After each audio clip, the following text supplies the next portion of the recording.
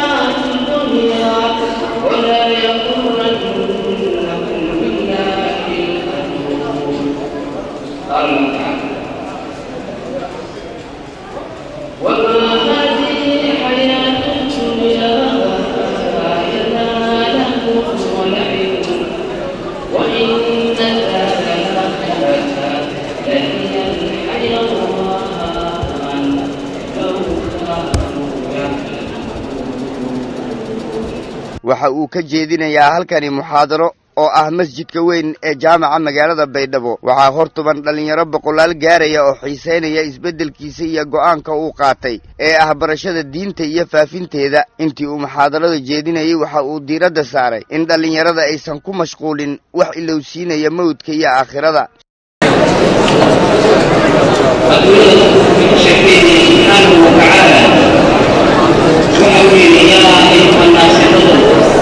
إن وعد الله حق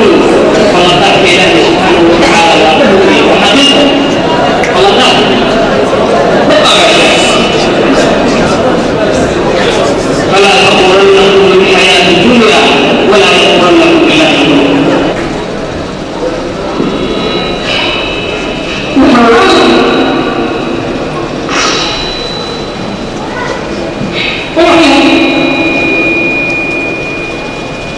وحين تأتي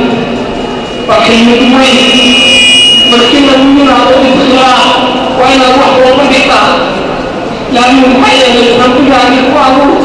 وخلقين الدنيا فيها الصلين وأوحي من الكفر وإلى كل من أخويا الأطمان ما يمكن من قومه إلا الذي أجل يعتدون سبحانه وتعالى أفقى وحق الله الذي يوحي أفكي سكر والأخرين عشان يقلبوا الصالحة بالنسبة للطرف بنينا بالنسبة للرجل يقول المسمى بالنسبة وحين الوجه والغيرات السنة الدنيا والغيرات السنة سبحانه وتعالى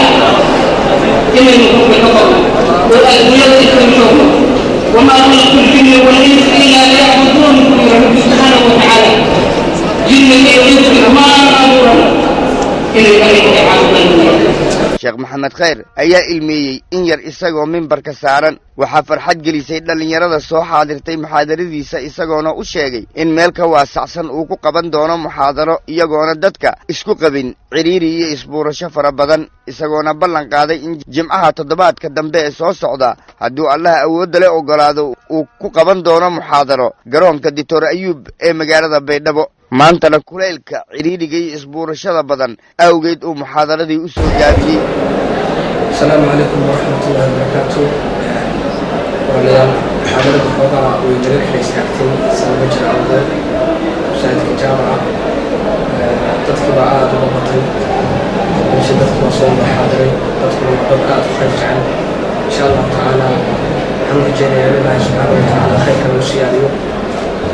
لن يرد لهم حمد الشيء يعني تدخل إن شاء الله تعالى الجمعة هذا الصوت على بريما يتعدى كلام إن شاء الله تعالى استقبلنا وقبلتهم si nafaas loo helo marka waan maasatihiin aad maartay aad maasatihiin sida ay soo dhaweyseen wariyaasheena iyo maartaygeena wax duubayay iyo dhammaan maamulka masaajidka dhammaan ragga oo dhan waan u mahadcelinayaa ilaahay subxaanahu watacaala